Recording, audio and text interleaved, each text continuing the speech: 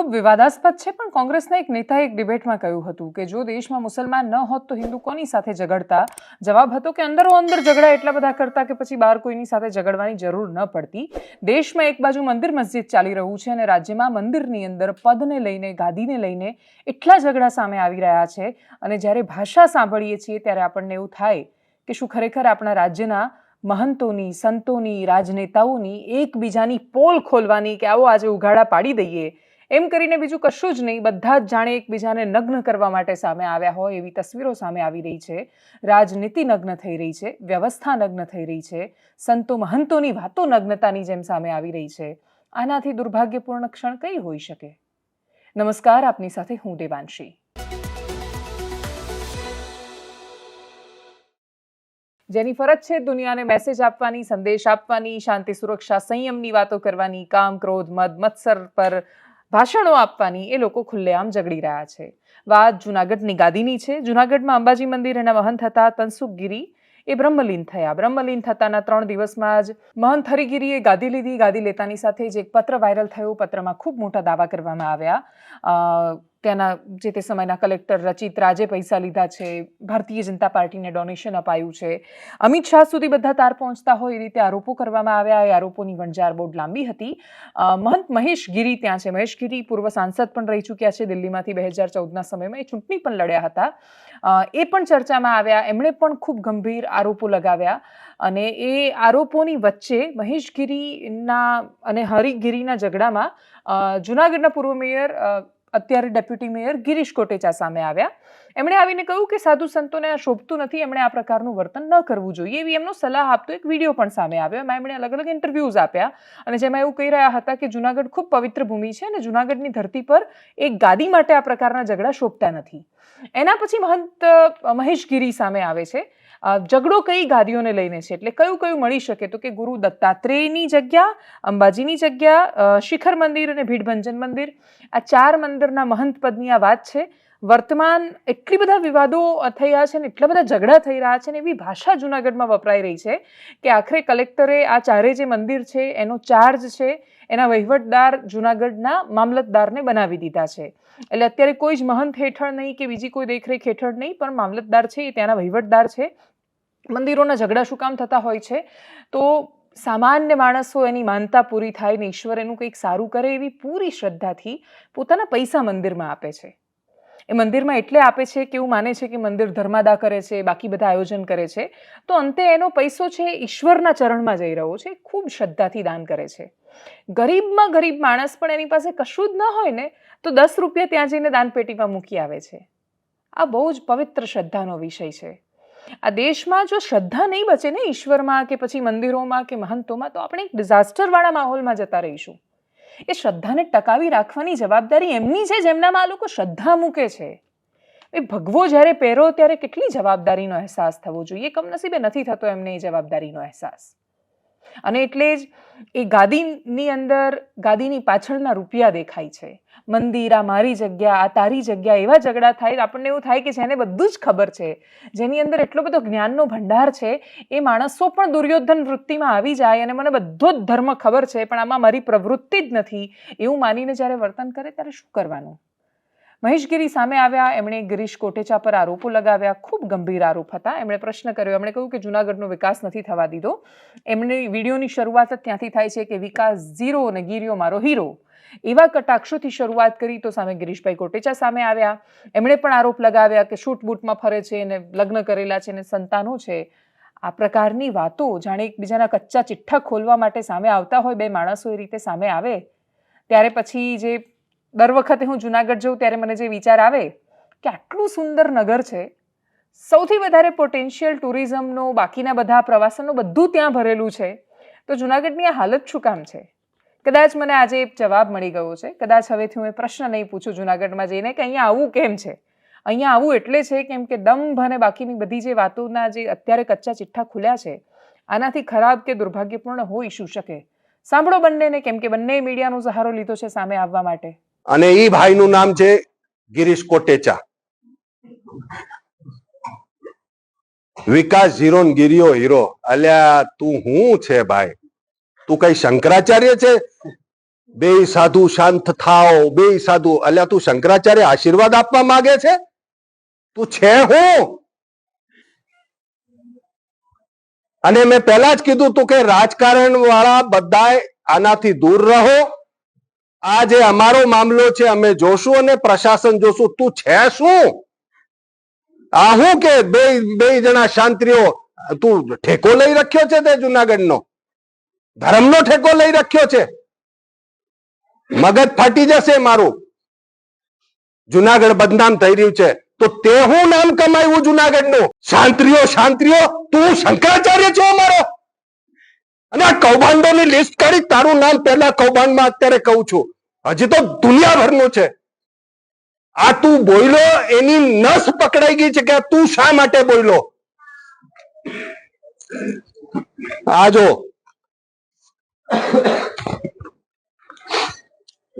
ભવનાથ મંદિર ગુરુ શિષ્ય પરંપરાનું છે. આ ભાઈને હડપવું તું, ગિરીશને, ભવનાથ મંદિરને. એટલે ગુરુ શિષ્ય પરંપરાનું જે ધાર્મિક ટ્રસ્ટ છે, આ ભાઈએ સાર્વજનિક ટ્રસ્ટ બનાવીને પોતે ટ્રસ્ટી થવા માટે અપીલ કરેલી. એના કાગળો શૈલજા દેવીજી એના અધ્યક્ષ. મને શૈલજા દેવીજી ના પ્રત્યે કઈ કેવું નથી, પણ તમે શાંત રહેજો તો સારું છે. કે નહીં તો પછી મને આ બધું બારે કાઢવું પડશે. એટલે શૈલજા દેવીજી જે છે પુનિતાચાર્ય આશ્રમના, એના માટે હું કઈ જ નહીં કહું. પણ જો કઈ મારા વિશે વાતો કરશો તો હું ઈ પણ કાગળો બધા બારે કરીશ કે આ મંદિર હડપવા માટે શું શું થયું હતું. હું ફક્ત ભારતીય જનતા પાર્ટીને, પીએમ સાહેબ નરેન્દ્ર મોદી સાહેબને, અમિત શાહજીને અને આપણા મુખ્યમંત્રી સાહેબને અને ભારતીય જનતા પાર્ટીના અધ્યક્ષને વિનંતી કરીશ, બહારનું પાપ લાવીને આ પાર્ટીને બદનામ કરે છે. જુનાગઢના સત્યાનાશમાં સિંહ ફાળો કોનો છે આ જુનાગઢે નક્કી કરવું જોઈએ. અને આવા બહારના પાપ લાવીને આ પાર્ટીઓને રાજકારણ દૂષિત થાય, આને બારે કાઢી મુકાય. હું પાછું બોલું, સરકારની ભવનાથની જગ્યા 56 એકર અને પુનિત આશ્રમની જગ્યા 68 એકર એ મા પાસે છે. એ માને બદનામ કરી. કાલે એને પણ ધમકી આપે કે પછી હું ચોપડા ખોલીશ. અરે તું અમારા હું ચોપડા ખોલવાનો? તારા ચોપડા આખું દેશ ખોલેલું બેઠું છે. મેં ખાલી હારી સલાહ આપી મારો વાત. અને તારા જેવા માણસની કોઈ જરૂર પણ નથી. હું એમ કહું કે ભાજપના કોઈ પણ માણસે આની પાસે ન જવું જોઈએ. અમારા અમિતભાઈ શા માટે થઈને તું આક્ષેપ કરે છે કે 5 કરોડ રૂપિયા ભાજપને આપ્યા? તું ક્યાંથી ને આવ્યો તો ભાઈ? તને નરેન્દ્ર મોદી અને અમિત શાહે ટિકિટ અપાવી હતી, દિલ્હીમાંથી કાઢી મૂક્યો. આજે પણ તારા સંબંધ શ્રી રવિશંકર આખું વર્લ્ડ પૂજે. એના માટે પણ થઈને તું ન્યા આશ્રમમાંથી કેમ કાઢી મૂક્યો? તે જઈને ત્યાં લગ્ન કર્યા, તારી ને સંતાન છે, એ હિસ્ટ્રી હજી હું મેળવું છું. પણ તું અમારા માટે હેનો બોલ ભાઈ કે તું કોણ ગીર્યો ને તું કોણ ને તારી કેપે. જુનાગઢના વિકાસના કામ તે કર્યા. તે ઉપરકોટમાં 80 કરોડના ખર્ચે ઉપરકોટ બન્યો તે બનાવ્યો જ. રોપવે તે બનાવ્યો જ. 350 કરોડની ગટરના કામ જે ચાલુ છે એ તે કર્યા જ. નરસિંહ મહેતાની અંદર તળાવનું બ્યુટિફિકેશનના 80 કરોડના ખર્ચે અત્યારે પૂર્ણતાના આરે છે તે કર્યા. તું એમ કે ગીરીઓ હીરો ને કામમાં જીરો. સાંભળે ભાઈ, તારી એક પણ સલાહ નથી જોતી. તારા કૃત્યો બધા બહાર પાડશે. બધા ન્યૂઝ ચેનલ વાળાને કહું છું કે શ્રી રવિશંકરને એકવાર ફોન કરીને પૂછો કે મહેશ ગીરીએ અરે તમારો પહેલા તો મહેશ ગીરીએ સંબંધ કેમ બંધાણો? સંબંધ બંધાણા પછી ટિકિટ કઈ રીતે આપી? અને ટિકિટ આપ્યા પછી તું 5 વર્ષમાં કા ભાઈ જુનાગઢમાં આવી ગયો? મંદિરની અંદર પણ એટલી હદ સુધી રાજકારણ ભળી ગયું છે. એની અંદર પણ બ્યુરોક્રેસી ભળેલી છે. રાજનીતિ, ધર્મ, બ્યુરોક્રેસી આ બધું બધા જ એકબીજાના પૂરક બનતા તો દેશ માટે સારું રહેતું. પણ આ બધા બની રહ્યા છે પેરાસાઇટ. એકબીજાને ચૂસી રહ્યા છે. બધા એકબીજાનો એટલી હદ સુધી ઉપયોગ કરી રહ્યા છે કે એ જે શરીર પર આ બધા પેરાસાઇટ એક સાથે કૂદી રહ્યા છે એ આ દેશના લોકતંત્રનું શરીર છે. આ દેશના સામાન્ય માણસોનું શરીર છે.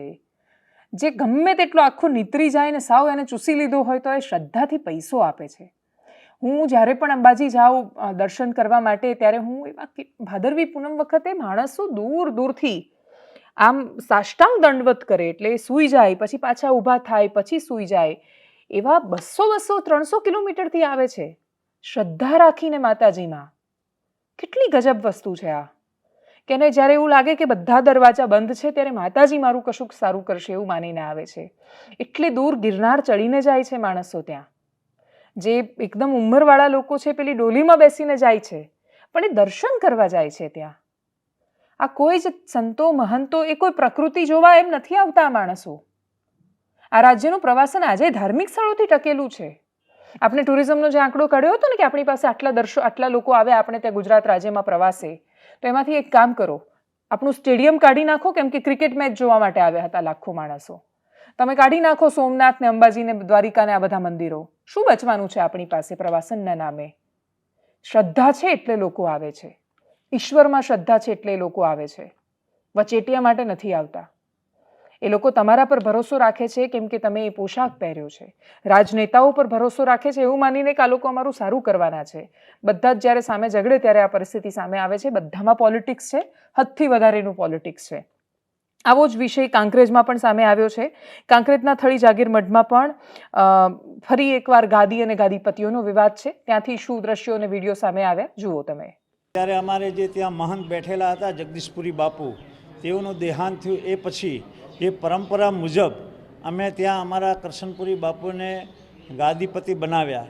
એ વિવાદ છે અને એ અમે જે અત્યાર સુધી જે અમારા વડવાઓ જેથરા સ્ટેટ અને કાંકરેજ તાલુકાના જાગીરદાર સમાજો દ્વારા ત્યાં મહંત સ્થાપિત કરવામાં આવે છે. આની પહેલાં જે જગદીશપુરી બાપુ હતા એમને મારા કાકા શ્રી વાઘેલા ગજેન્દ્રસિંહ રણજીતસિંહ દ્વારા અને જાગીરદાર સમાજ દ્વારા સ્થાપિત કરવામાં આવ્યા હતા. એ લોકોના અસંતુષ્ટ માણસોએ તાલુકા અને તાલુકા બહારના લોકોને બોલાવી અને વિરોધાભાસી વલણ, સાચી ખોટી વાતો કરી અને એમને વિરુદ્ધમાં ખેંચી જઈ અને પ્રદર્શન અને દેખાવો કર્યા છે, જેના કારણે વિવાદ ચાલુ છે. મારા તરફથી અમે કોઈ પણ વિવાદમાં ઉતર્યા નથી કે જે સનાતન સત્ય હકીકત રજૂ કરી જે તે સમયે નિયમ અને પરંપરા અનુસાર મંત્રી બેસાડી દીધા છે.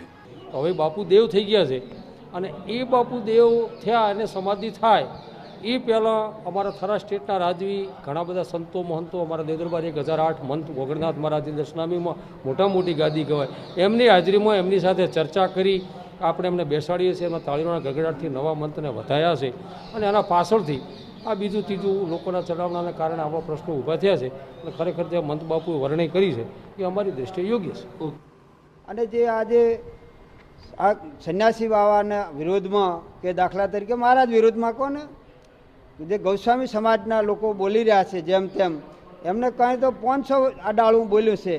એ એમને જે બોલી બરાબર છે, છતાંય એ એમ કહે છે કે આની અંદર અમારો દશનામી ગૌસ્વામી સમાજનો છોકરો હોવો જોઈએ. અમારી સંન્યાસીઓની પરંપરામાં આ ક્યાંય આવું આવતું નથી. સંન્યાસ ધારણ કર્યો, જેને ભગવું ધારણ કર્યા પછી એનો કોઈ નાત જાત હોતી નથી. એ સંન્યાસી એટલે સંન્યાસી જ હોય છે. અમનું કહેવું છે કે આ રબારી છે, રબારી સમાજનો બાવો આપણી જગ્યામાં ના હોવો જોઈએ. વિવાદો અને વર્ચસ્વની લડાઈઓ માત્ર ધર્મ કે રાજનીતિમાં નથી, સમાજોમાં પણ છે, સમાજોની સંસ્થામાં પણ છે. ખોડલધામ અને સરદાર ધામનો વિવાદ દિવસે ને દિવસે વકરી રહ્યો છે. એ વિવાદ તો ખાલી બે માણસ વચ્ચેનો હતો, એક જયંતિ સરદાર અને એક પીઆઈ. એ બંને વચ્ચેનો જે ઝઘડો અને લડાઈ છે એ આ હદ સુધી આવશે આપણે ક્યાં કોઈએ કલ્પના કરી હતી. એક પાટીદાર નેતાનો મને ફોન આવ્યો અને એ મને કડવા પાટીદાર, લેઉવા પાટીદાર અને કુળદેવી વિશે સમજાવતા હતા, ખોડલધામ વિશે પણ સમજાવતા હતા. કોઈક છે કે જે ખોડલધામની સામે છે, કોઈક છે બીજા કોઈ ધામની સામે છે, પણ એ બંને વચ્ચેના ઝઘડામાં એ મૂળ ઉદ્દેશ્ય, જ્યારે એક જગ્યાએ ખોડિયાર માતાનું નામ લાગેલું છે આગળ, એક જગ્યાએ આ દેશના ખૂબ મહાન નેતા સરદાર પટેલનું નામ લાગેલું છે. સરદાર પટેલના મૃત્યુ પછી સંપત્તિમાં એમની પાસે કશું જ નહોતું. મણિબેન પટેલ જે સાદાઈથી જીવ્યા, એક એવી દીકરી કે જે પિતા માટે કુંવારી રહી, આખી જિંદગી એમની સાથે રહી, આવી દીકરી ક્યાં જોવા મળે? એ બલિદાનની કથા જે મણિબેન પટેલની હતી એ ક્યાં કોઈએ યાદ રાખી? એવા માણસોના નામ જ્યાં જોડાયેલા હોય ત્યાં સંસ્થાઓ આવું કરી રહી છે. પાટીદાર સમાજમાં જે બે મુખ્ય કડવા અને લેઉવા પાટીદાર સમાજ, એમાં ખોડલધામ જે તે સમયે જ્યારે રાખવામાં આવ્યું ત્યારે એવા ઉદ્દેશ્યથી રાખવામાં આવ્યું હતું કે પાટીદાર એકતાનું કેન્દ્ર બને. એની અંદર અને એની પાછળ પણ એની શરૂઆતમાં તો અંતે તો રાજનીતિ હતી. કેશુબાપાનું ભારતીય જનતા પાર્ટીથી છૂટું પડવું અને જીપીપી આખા સૌરાષ્ટ્રમાં બહુ સારી બેઠકો લાવી શકે, 40-50 જેટલી બેઠકો આવી જાય અને પાટીદારો એક થઈને કેશુબાપાની સામે આવે, સાથે રહે, એવું નહીં કે પછી આ લેઉવા કે કડવામાં વહેંચાઈ જાય. એવા ઉદ્દેશ્યથી શરૂઆત જે તે સમયે કરવામાં આવી. પાટીદાર એકતાનું કેન્દ્ર એક પણ સંસ્થાઓ નથી બની શકી. લેઉવા કે કડવા વચ્ચેની જે અસમંજસો કે અસમાનતાઓ જે ચાલતી આવી, આમ બધું જ સરસ છે ને બધું બરાબર છે, અને છતાંય જ્યારે વોટ આપવાનો થાય છે ત્યારે તો એલપી કે કેપી, એમાંય કયા ગામના કયા સમાજના જોવામાં આવે છે. સમસ્યા ખાલી પાટીદાર સમાજની નથી, માણસો છેક સુધી વહેંચાતા જાય છે. એટલે બહારની કોઈ તાકાત સામે કે બીજા કોઈ ધર્મ સામે લડવાનું, એટલે મુસલમાન સામે લડવાનું છે તો હિન્દુ એક છે, એના પછી એની અંદર એ જનરલ SC ST OBCમાં વહેંચાય છે, એની પછી પોતાની કાસ્ટમાં, એમાં સબ કાસ્ટમાં, અને એની નીચે. એટલે આ ક્યાં સુધી વહેંચાવાનું બંધ કરશે? અનંત છે, આ ક્યારેય બંધ જ નથી થતું. એટલે ગામમાં પણ ફળિયા ફળિયા વચ્ચે વેર હોય છે. એટલે આ બધું ક્યારેય પૂરું નથી થવાનું. કોઈ ચર્ચા કરશે તો એ પૂરું નથી થવાનું, પણ એ વિવાદ જ્યારે પબ્લિકમાં આવે અને એ પબ્લિક એન્ટરટેનમેન્ટનો વિષય બની જાય ત્યારે શું એ નેતાઓ વિચારતા હશે કે આગળ નામ કોનું લાગ્યું છે? કડવા પાટીદાર ખૂબ શ્રદ્ધાથી જે રીતે ઉમિયા માતાને આરાધે છે, એ રીતે લેઉવા પાટીદારની મુખ્ય સંસ્થા અન્નપૂર્ણા માતા કહેવાય. એમના જે કુળદેવી છે એમનું મંદિર અહીંયા અડાલજમાં એ સંસ્થા આવેલી છે. અન્નપૂર્ણા સંસ્થા એ ખાસા સમયથી કામ પણ કરતી હતી, પણ પછી લેઉવા પાટીદારના કુળદેવીને બધા જ લોકો એક થાય એવું માનીને ખોડલધામ ત્યાં બનાવવામાં આવ્યું. ખોડિયાર માતા એ અંબાજી માતા જેવું છે, બધાની શ્રદ્ધા છે. એમાં કોઈ એક સમાજ પૂરતી સીમિત શ્રદ્ધા નથી. એટલે ઉમિયા માતામાં એ બધાને જ શ્રદ્ધા છે, કે અન્નપૂર્ણામાં પણ બધાને શ્રદ્ધા છે, પણ દરેક સમાજના એક એક દેવી છે જેને એમણે કુળદેવી તરીકે સ્વીકારેલા છે. જેમ અર્બુદામાં છે, જેની ચૌધરી સમાજ છે, એ પોતાના કુળદેવી છે. આબુમાં આટલું સરસ મજાનું મંદિર છે, ખૂબ શ્રદ્ધાથી જાય છે. એ પાટીદાર નેતા કહી રહ્યા હતા કે આ ત્રણેય બહેનો કહેવાય, અન્નપૂર્ણા દેવી, અર્બુદા માતા અને ઉમિયા માતા, અને આ ત્રણેય શિવપ્રિય કહેવાય. એ રીતે આખા સમાજો વર્ષોથી એની આરાધના કરતા આવ્યા હતા.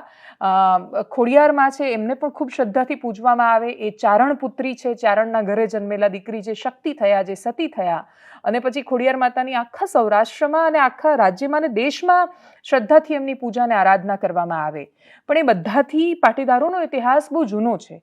એટલે ખોડલમાંનો જે ઇતિહાસ છે એના કરતાં પણ લેઉવા પટેલનો ઇતિહાસ તો ખાસો જૂનો છે.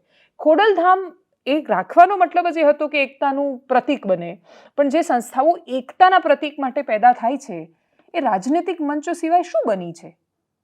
અને બધા પક્ષો માટે કોઈ ને કોઈ રીતે, એટલે એક જ સંસ્થાના અલગ અલગ માણસોની અલગ અલગ શ્રદ્ધા હોઈ શકે.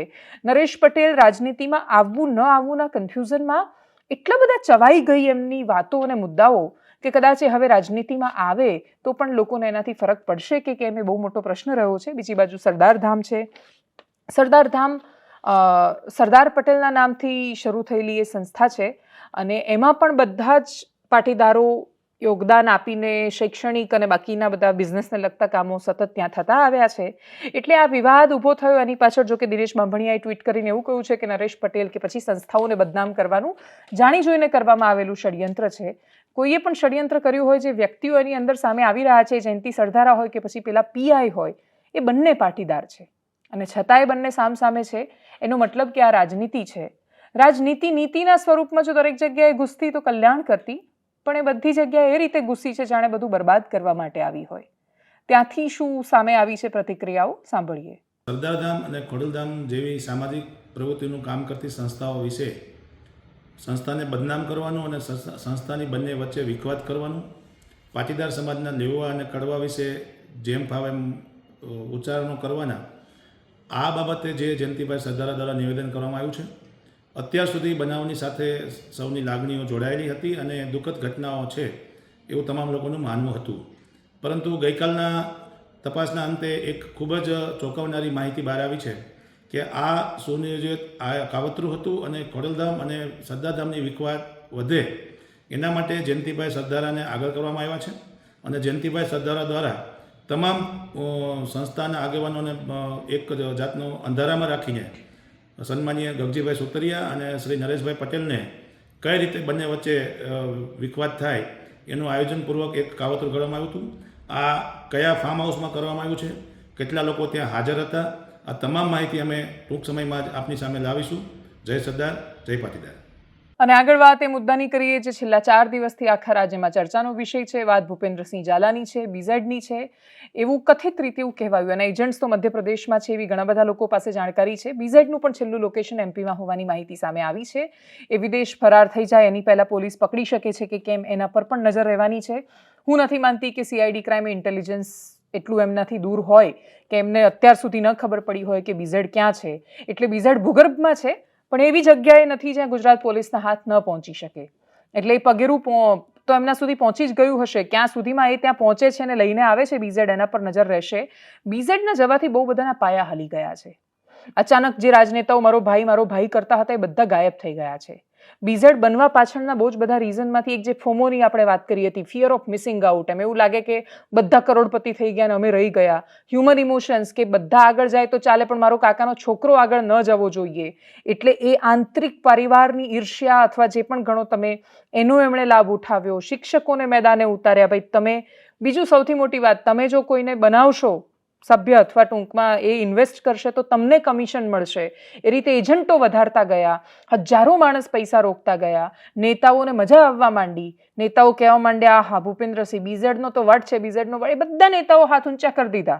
એટલે ત્યાં ભારતીય જનતા પાર્ટીના પ્રમુખ છે, જિલ્લા પ્રમુખ કનુભાઈ પટેલ, એમણે તો આમ લિટરલી હાથ ઊંચા કરીને કહ્યું, ભાઈ આ અમારો નેતા નથી, એમ તો કોઈ પણ સદસ્ય હોઈ શકે. શું કોઈ પણ સદસ્ય માટે ભારતીય જનતા પાર્ટીના પ્રદેશ અધ્યક્ષ બોલાવે છે એમને સ્ટેજ પર?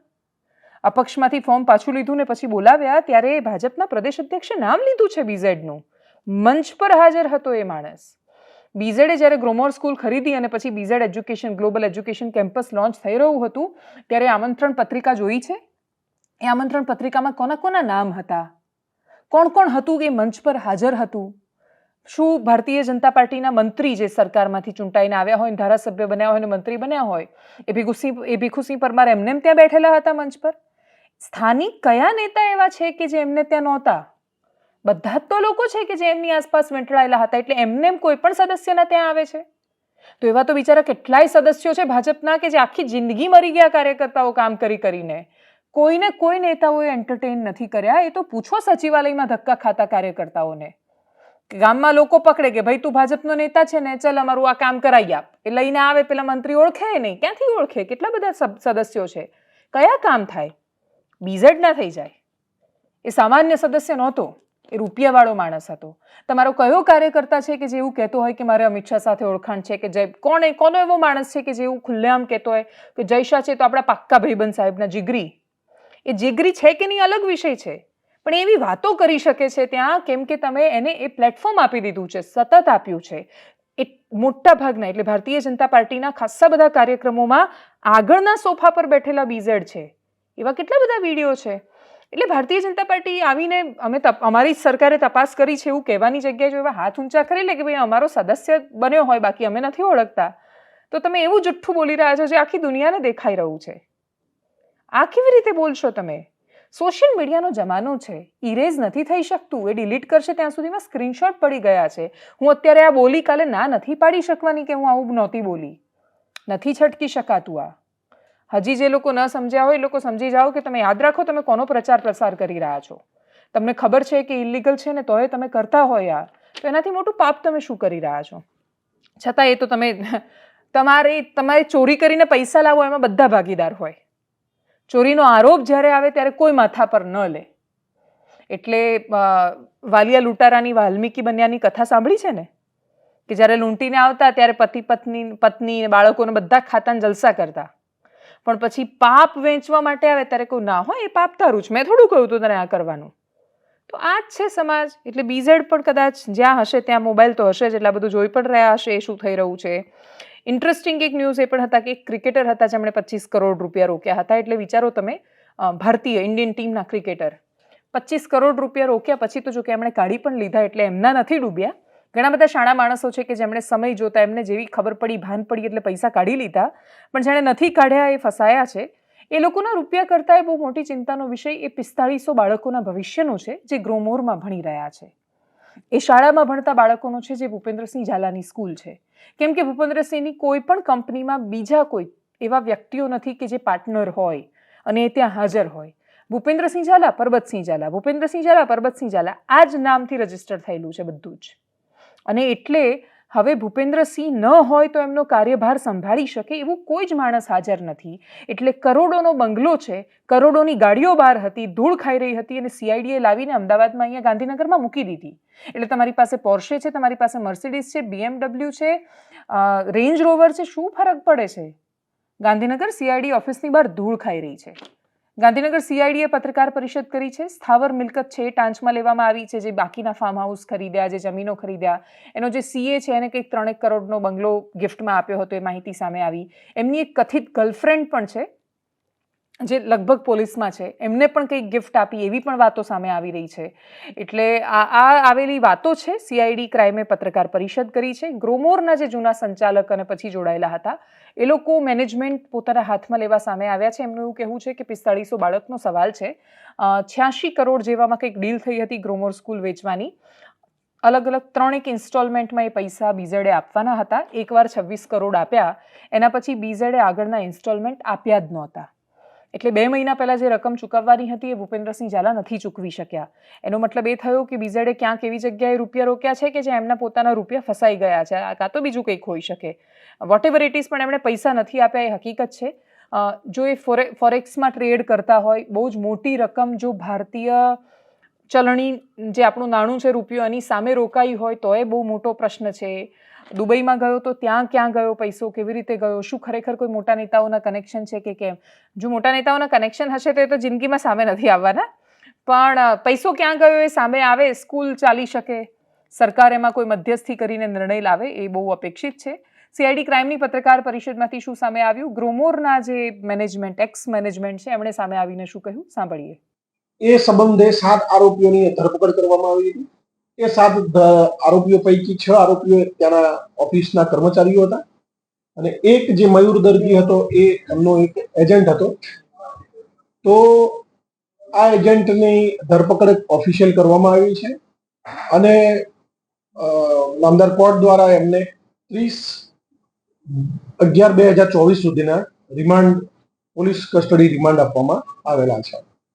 તપાસ દરમિયાન બીઝેડ ગ્રુપના માલિકની અલગ અલગ મોંઘી અને કિંમતી ગાડીઓ, વોલ્વો, મર્સિડીઝ, પોર્શે, ફોર્ચ્યુનર અને હેરિયર જેવી મોંઘી ગાડીઓ પણ સીઆઈડી ક્રાઇમ દ્વારા કબજે કરવામાં આવી છે. એ પણ ધ્યાને આવ્યું છે કે આ જે ગાડીઓ છે એ રોકાણકારોના પૈસાથી વસાવેલી છે અને એ ગાડીઓ મુદ્દામાલ તરીકે સીઆઈડી ક્રાઇમ દ્વારા જપ્ત કરવામાં આવી છે. વધુ તપાસ કરતા બીઝેડ ગ્રુપના અલગ અલગ એકાઉન્ટ અમને મળ્યા છે. એકાઉન્ટની ડિટેલો બેંક જોડેથી માગી અને આગળની કાર્યવાહી કરવામાં આવશે. એમની પ્રોપર્ટી, એમના ફેમિલીના સભ્યો દ્વારા વસાવવામાં આવેલી પ્રોપર્ટી પણ ધ્યાને લઈ અને આગળની કાર્યવાહી કરવામાં આવશે. એના જે ટેકનિકલ સર્વેલન્સ છે એના આધારે અત્યારે એનો મોબાઈલ સ્વિચ ઓફ આવે છે, એટલે અત્યારે એ કહી શકાય નહીં કે ક્યાં હોઈ શકે છે. પણ એ દેશ ન છોડે એના માટે અમે એલઓસીની પ્રપોઝલ જે તે સંસ્થાને અમે મોકલી આપી છે. 3/12/2023ના દિવસે ભૂપેન્દ્રસિંહ સાથે, એ પહેલાં એક ઔપચારિક મિટિંગ અમારે પ્રોફેસર BL પટેલ સાહેબ સાથે ભૂપેન્દ્રસિંહની સાથે થયેલી હતી. મૂળ અમારું ગ્રોમર ફાઉન્ડેશન ટ્રસ્ટનો એક ઉદ્દેશ એવો હોય કે વિદ્યાર્થીઓનું ભવિષ્ય. સાબરકાંઠાની અંદર આ સંસ્થા બનાવવાનો મુખ્ય ઉદ્દેશ જ એ હતો કે આ આપણી જન્મભૂમિ છે, કર્મભૂમિ છે, એટલે અહીંના વિદ્યાર્થીઓને એક સારી સંસ્થાનો લાભ મળે. સમય સાથે 17 વર્ષના એક સમયગાળા પછી ગ્રોમોર એક વૃક્ષ બનેલું. સમય સાથે અમારા ટ્રસ્ટ મંડળની અંદર કે જે મોટાભાગના મુંબઈથી આવેલા હતા, દરેકના વિષય એવા હતા કે ભાઈ હવે આપણે ગ્રોમોરના એક રિધમ મોડની અંદર, એક ઓટો મોડની અંદર આવ્યા પછી ફરીથી મુંબઈ જઈએ. એવા સંજોગોમાં ટ્રસ્ટ મંડળ સંચાલકોએ એવું નક્કી કર્યું કે ભાઈ કોઈ યોગ્ય વ્યક્તિ આને ચલાવવાવાળો મળતો હોય તો આપણે આ સંસ્થાને ચેન્જ ઓફ મેનેજમેન્ટની અંદર એન્ટર કરી અને આ સંસ્થા કોઈ યોગ્ય વ્યક્તિ ચલાવે એ આશા સાથે જ એની સામે ભૂપેન્દ્રસિંહની એ વખતની એક આપણી એની ઇમેજ એક વેપારી તરીકેની, એક ફાઇનાન્શિયલ મજબૂત વ્યક્તિ તરીકેની હતી. એટલે એની સાથે ડીલ માટે આપણે એટલે જ આગળ વધ્યા એક કમિટમેન્ટ સાથે કે એમનું એક વિઝન હતું કે ભાઈ હું બ્રોમોરને એક યુનિવર્સિટી લેવલ સુધી લઈ જઈશ અને અત્યારે જે વિદ્યાર્થીઓ છે કે ભવિષ્યમાં જે વિદ્યાર્થીઓ આવશે એનું ભવિષ્ય હું ઉજળું બનાવીશ. એ ઉદ્દેશ સાથે જ અમે એની સાથે એ ડીલ કરી 81 કરોડ અને 50 લાખની અંદર અમે આ ડીલ ફાઇનલ કરેલી હતી. પહેલો હપ્તો 26 કરોડનો એને 1 થી 1.5 મહિનાની અંદર ચૂક્યો. મે મહિનાની અંદર બીજા 26 કરોડનો જે હપ્તો એ અમને ચૂકવી ન શક્યો અને સ્ટીલ ટુડે આજ સુધી એ હપ્તો અમને ન ચૂકવી શક્યો. એ સમયગાળા દરમિયાન અમે અનેકવિધ પ્રયત્નો એને મળવાના કરેલા, પણ હવે કોઈ સમયગાળા દરમિયાન એ મળે ક્યારેક ન મળે, એમનાથી વાત થાય ન થાય એવા ઘણા વિષયો આવ્યા.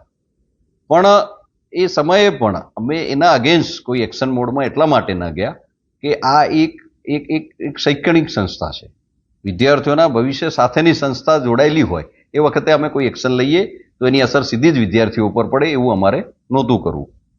અને છેલ્લે એક એવા પત્રની વાત કે જે અમારા દર્શકે એમને આપ્યો છે, ખાલી પત્ર નહોતું, સાથે એમણે એમ પણ કહ્યું કે મહિનાના 100 રૂપિયા મારા તરફથી જમાવટને અને 300 રૂપિયા બાકીના મુદ્દાની પ્રયાસો માટે એમ કરીને એ પત્રની સાથે 1500 રૂપિયા કેશ પણ જમાવટની ઓફિસ આપી ગયા હતા. પણ એમાં એમણે જે લખ્યું છે એમાંથી જે બહુ મહત્વના મુદ્દા છે એ મારે તમને કહેવા છે. નવીનભાઈ ચૌધરી એમનું નામ છે અને આઈ થિંક એ કદાચ યુપીએસસીની તૈયારી કરી રહ્યા છે. એમણે લખ્યું છે કે જે દેશના લોકો સારા હોય તે દેશની સરકાર ક્યારેય ખરાબ ન હોઈ શકે. આપણે ત્યાં કહેવત છે ને કે કૂવામાં હોય તો હવાડામાં આવે, સરકાર આપણું જ પ્રતિબિંબ છે. આ વાત છે એ પણ જો આપણે સમજી લઈએ તો કદાચ આપણને એ સમજાય કે બીઝેડ એ વ્યક્તિ નથી, એ સમાજનું માનસ છે. એ એવો અરીસો છે જેમાં આપણને આપણું મોઢું દેખાય છે, આપણે જોવા તૈયાર નથી. બીઝેડ પાસે જે 6000 કરોડ રૂપિયા ભેગા થયા એ કોના હતા? બીઝેડની પાસે કોઈ બાપદાદાના રૂપિયા નહોતા કે ગેરકાયદેસર રોકી રહ્યો હતો. એ પૈસા એ લોકોના છે. એ લોકો કેમ રડી રહ્યા છે કે અમારા રૂપિયા જતા રહ્યા અને અમને બધા બનાવી ગયા અને આ કરી ગયું? તમે લાલચમાં રોક્યા. તમને ખબર હતી કે ગેરકાયદેસર છે તોય રોક્યા. તમે એક ચહેરાને બ્લેમ કરી શકો, પકડી શકો, એને સજાય થશે કાનૂનની દ્રષ્ટિએ. બધા જ લોકો બીઝેડ પર જ માથલા ધોશે, પણ બીઝેડ એક ચહેરો છે જે આપણું પ્રતિબિંબ બતાવે છે, એ આપણે ભૂલી રહ્યા છીએ. જે રાજનીતિમાં આપણને ફરિયાદો લાગે છે એ રાજનેતાઓ તો આપણી પેદાશ છે. આપણે એમને મોટા બનાવ્યા છે નેતાઓ. એ આપણા મતથી ચૂંટાઈને જાય છે અને પછી જો આપણે ફરિયાદો જ કરીએ કે આવું જ થઈ રહ્યું છે ને આવું જ થઈ રહ્યું છે તો શું આપણે એના માટે જવાબદાર નથી? મુખ્ય વિષય કે શેના માટે છે. એનાલિસિસમાં દરરોજ અમે જ્યારે આ કાર્યક્રમ પૂરો થાય ત્યારે હું એક અપીલ કરતી હોઉં છું. એ અપીલનું મારે તમને એક પરિણામ પણ કહેવું છે. અમારી એક રીલ ખૂબ વાયરલ થઈ હતી જેમાં રાકેશભાઈ પ્રજાપતિ હતા અને એમને થૂંકતા જ્યારે ટોક્યા પાયેલે ત્યારે એમણે પછી કારણ આપ્યા હતા કે ના અયોગ્ય છે ને હું છોડી દઈશ. આજે મને ગોતા ક્રોસ રોડ પર અનાયાસે જ રાકેશભાઈ મળ્યા અને રાકેશભાઈ માવો નહોતા ખાતા, નથી ખાતા. શું થઈ શકે એનું આ પરિણામ છે કે જો વ્યક્તિ એમાં ખાલી રાકેશભાઈનું કે વ્યસન ખાલી દેશનું જ સારું થયું થૂંકવાનું એક માણસનું ઓછું થયું એની વાત નથી. એ પણ તો વ્યસનથી મુક્ત થયા, એમના પણ તો જીવનમાં કેટલું બધું સારું થવાનું છે. અને કેટલી સરસ રીતે એ જવાબ આપતા હતા, કેટલા હાજર જવાબી હતા, એ કેટલું બધું આગળ કરી શકે છે. સંભાવનાઓથી ભરેલું આ વિશ્વ છે, આપણે જોવાનું ચૂકી જઈએ છીએ. આપણે પોતે થૂંક્યા કરીએ રસ્તા પર ને પછી આખી દુનિયા પર બ્લેમ કરીએ છીએ. કરો, દુનિયાને લાખ પ્રશ્ન કરો, તમારું કર્તવ્ય છે એ કરવાનું, પણ ક્યારેક રાત્રે સૂતી વખતે પોતાને તો કરો. અને આપણે શું કરવાનું છે હું આ પત્રમાંથી જ વાંચી રહી છું કે પાણીનો કરકસરપૂર્વક ઉપયોગ કરવાનો છે. મારો બહુ જ નાનો 3 વર્ષનો છોકરો છે, એ રિપોર્ટિંગમાં હું ક્યારેક સાથે જાઉં તો મારી સાથે આવે તો એણે એક છોકરીને માથે બેડા ઉપાડતા જોઈ હતી છોટાઉદેપુરના હાંફેશ્વર પાસે. અને એ વખતે એણે મને પૂછ્યું હતું કે આ શું? મેં કહું બેટા પાણી નથી મળતું એટલે. બીજા દિવસે નાતી વખતે એણે પાણી ઓછું વાપર્યું અને પછી કહ્યું કે પેલા દીદી છે ને એમને પાણી નથી મળતું એટલે આપણાથી પાણી ન બગાડાય. 3 વર્ષના બાળકને ખબર પડે છે કેમ કે એ જુએ છે આંખોની સામે. તો શું આપણે ન ટાળી શકીએ વધારે પડતો ઉપયોગ? નળ બંધ કરવાનું યાદ નથી રહેતું. તમે જાઓ તો પબ્લિક ટોયલેટમાં જાઓ, પબ્લિક ટોયલેટ કેમ એટલા ગંદા થઈ જાય છે? તમે જાતે ફ્લશ નથી કરતા ટોયલેટમાં, એ શીખવવું પડે છે આપણને. વીજળીનો જરૂર પૂરતો ઉપયોગ કરો, એટલે ઊભા થાવ તો પંખો બંધ કરીને જવાનો. પ્લાસ્ટિકનો ઉપયોગ ઓછો કરો. જાહેર સંપત્તિ જેવી કે બસ, સરકારી રસ્તા, સંસ્થા, એને ગંદા ન કરો. પ્રાકૃતિક કૃષિ વિશે જાગૃતતા આવે. નદી તળાવમાં કચરો ન ફેંકીએ. ઘરની જેમ સોસાયટી અને રસ્તા પર પણ કચરો ન ફેંકીએ. વ્યસન મુક્તિનો પ્રયાસ અને જાગૃતિ કરીએ. અને આવી તો અઢળક બીજી બાબતો પણ છે જેના પર આપણે બધાએ કામ કરવાની જરૂર છે. આપણે ખાલી પ્રશ્ન કરવા માટે પેદા નથી થયા. આપણે જો ખાલી પ્રશ્ન કરવા માટે પેદા થયા છીએ તો એનો જવાબ આપણી અંદર શોધવો એ પણ આપણી ફરજ છે. એટલે દરેક માણસ ચૂક કરે છે, પણ ઘણું બધું છે કે જે ભૂલાઈ રહ્યું છે અને એની આપણે આવનારી પેઢી પર બહુ જ મોટી અસર પાડી રહ્યા છીએ. જેમ મારા 3 વર્ષના દીકરાને એ ખબર પડે છે ને કે આ પાણી મારે ન વાપરવું જોઈએ વધારે, એ જ રીતે ગઈકાલે એસજી હાઈવે પર સીએમનો કોન્વોય નીકળી રહ્યો હતો સાંજે 7-1 વાગ્યાની આજુબાજુ. સીએમનો કોન્વોય જ્યારે નીકળે ત્યારે પોલીસના કર્મચારીઓ હાજર હોય કે જેથી એ રોડ પર કોઈ ન જાય. એટલે ગાડી અમે લોકો સહેજ સાઈડ પર કરી રહ્યા હતા. પોલીસના એક કર્મચારી કૃપાબેન એમનું નામ, એમણે બૂમ પાડીને કહ્યું, એ સરખી કર ગાડી, ચલ નીકળ. એટલી ખરાબ રીતે એ બોલ્યા તોછડાઈથી. તો એ નાનું બાળક છે એ તો ગભરાઈને કે મમ્મી પોલીસ આટલા ખરાબ હોય? આ એનો એક્ઝેક્ટ આ ટાઈપનો પ્રશ્ન હતો કે આવું ખરાબ કેમ બોલે છે, એ આવી રીતે બૂમો કેમ પાડે છે, આ રીતે વાત કરી શકે? એ પ્રશ્ન સાંભળ્યા પછી રહેવાયું નહીં. ગાડીમાંથી ઉતરીને મેં એમને એવું કહ્યું કે તમે આજે ખાખી પહેરી છે ને એના વિશે બાળક એનાથી ડરવા માંડશે. કદાચ 10 વર્ષ પછી એ પોલીસને જોઈને એને એવું નહીં લાગે કે મારી મદદ કરવા માટે આવ્યા છે, તમારાથી ડરશે. તો તમે વિચારીને વાત કરો, તમે આ રીતે કેમ બૂમ પાડી રહ્યા છો? તો એમનો જવાબ એ હતો, એટલે મેં એમનું નામ જોવા માટે મેં કહ્યું તમારું નામ શું છે, એટલે વાંચવા માટે આમ મેં જેવી નેમ પ્લેટ જોઈ તો મને કે કાઢીને લો, તમે લઈ લો, પહેરવી છે તમારે ખાખી, તો તમે હાથમાં રાખો. આગળ પછી મેં કહ્યું કે બેન હું થોડી સમજદાર છું, હું પત્રકાર છું, મને એટલી ખબર પડે છે. તો પછી કાં તો પોલીસ ડરાવે છે ને કાં તો પોલીસ ડરે છે. પછી એમને એવો ડર લાગવા માંડ્યો કે ના ના તમે તો પછી અમારું કંઈ આ કોઈના ખોટા કરવાનો, રોફ બતાવવાનો, પાવર બતાવવાનો સવાલ જ નથી. જે વ્યક્તિઓ થોડી ઘણી પણ જવાબદાર પોઝિશનમાં બેઠા છે સિસ્ટમમાં, શું એ લોકોનું કર્તવ્ય નથી બનતું કે એ લોકો એ રીતે વાત કરે જેથી સામેવાળાને એવું ન લાગે કે એનું આત્મસન્માન છીનવાઈ રહ્યું છે? એમનો જતાં જતાં મને છેલ્લો જવાબ એ હતો કે મને નહોતી ખબર કે ગાડીમાં તમે છો. મારી સાથે કેવી રીતે વાત કરીએ પ્રશ્ન જ અસ્થાને છે. હું વાત એમને એવી કરી રહી હતી કે તમે ખાખી પહેરી છે, તમે સારી રીતે વાત કરો, નહીં તો લોકો તમને નહીં ગણે, રિસ્પેક્ટ નહીં કરે. તમે ખાખીનું અપમાન કરાવી રહ્યા છો આ રીતે કરીને. કોઈ તમારી સાથે ઝઘડવા આવશે, તમારો સમય ખરાબ થશે, એનો ખરાબ થશે. તો જોઈને વિચારો, કોઈ ભૂલ કરે છે તો ટોકો એને, પણ આ રીતે તુકારે સાવ તોછડાઈથી વાત તમે કેવી રીતે કરી શકો? એમનો જવાબ હતો કે મને નહોતી ખબર તમે અંદર છો. અને પછી નિયમ, કાનૂન, આ બધી જ વાતો કર્યા પછી એ કૃપાબેન ખાખી પહેરીને સ્કૂટર લઈને હેલ્મેટ વગર એસજી હાઈવે પર નીકળી ગયા. છે ને ગજબ વાત? પછી હું જ્યારે કોઈને કહું કે તમે હેલ્મેટ પહેરો ત્યારે પછી બધા કહેશે જ ને મને કે તમે અમને જ ભાષણ આપો છો, પોલીસવાળાને તો કહો, નેતાઓને તો કહો. જે લોકો જવાબદાર પદ પર બેઠા છે એ લોકો પોતે પહેરેલા યુનિફોર્મનું સન્માન કરે, એ લોકો પોતે જે પણ જગ્યાએ પહોંચ્યા છે એ પદની ગરિમા રાખતા થાય, નાગરિકો સાથે સારી રીતે વાત કરતા થાય, બહાના છોડીને કે અમારી સાથે પણ તો અધિકારીઓ આ રીતે જ વાત કરે છે ને, તો એવું તો મારી પાસે પણ 10 કારણ છે એવું કહેવાના. તમે બધા ફેંકો છો એટલે હું કચરો ફેંકું છું, તમે બધા ચોરી કરો છો એટલે હું ચોરી કરું છું, એવું નથી હોતું. કોઈક માણસે તો એ ઠેકો ઉપાડવો પડે છે કે નહીં આ હું નહીં કરું. એટલે જેમ નવીનભાઈ ચૌધરીએ ઉપાડ્યું છે એટલે એમણે પણ ઉપાડ્યું છે કે ઊભા થાય ત્યારે લાઇબ્રેરીમાં પંખો બંધ કરીને જાય છે. એ નથી ચાલુ રહેવા દેતા નળ, એ નથી ગંદુ કરતા, એ પ્લાસ્ટિક નીચે નથી ફેંકતા. બધા જ માણસો વ્યક્તિગત રીતે આટલું કરતા થઈ જાય તો જાપાનમાં હમણાં જ એક યુએસના ટુરિસ્ટે એક બ્લોગ લખ્યો હતો જેમાં લખ્યું હતું એમણે કે જાપાનમાં ક્યાંય ડસ્ટબિન્સ નથી એટલા સરળતાથી જેટલા યુએસમાં હોય છે. એ યુએસના હતા, અમેરિકાના હતા, જાપાન ગયા હતા ફરવા માટે, અને ત્યાં એમણે કહ્યું કે ત્યાં ડસ્ટબિન્સની એટલે જરૂર નથી પડતી કે એક તો બહુ જ બધા લોકો સતત ચાલે છે અને જે કચરો હોય એ પોતાના ખિસ્સામાં કે બેગમાં કે નાના ડસ્ટબિનમાં ભરીને લઈ જાય છે. એમને રસ્તા પર ડસ્ટબિન નથી એવા બહાનાની એ જરૂર નથી પડતી. એટલી શિસ્ત આપણે ક્યારે પહોંચીશું એ ખબર નથી આપણને, એમાં ટાઈમ લાગશે થોડો, કદાચ 50-100 વર્ષ નીકળી જાય, પણ સામે ડસ્ટબિન દેખાય છે તો ત્યાં તો ફેંકીએ. ખાખી પહેરી છે એટલે પાવર મગજ પર ન ચડાવીએ, કેમ કે તમે મગજ પર પાવર રાખશો તો કોઈ બીજું તમારા પર પાવર કરશે. આટલી નાની નાની વાતોમાં આપણા તરફથી પ્રયત્ન શરૂ કરીએ એવી અપેક્ષા સાથે એનાલિસિસમાં અત્યારે બસ આટલું જ. જો આપ અમને યુટ્યુબ પર જોઈ રહ્યા છો તો સબસ્ક્રાઇબ કરો, ફેસબુક પર જોઈ રહ્યા છો તો ફોલો કરો, અમારા વિડીયોને શેર કરો. નમસ્કાર.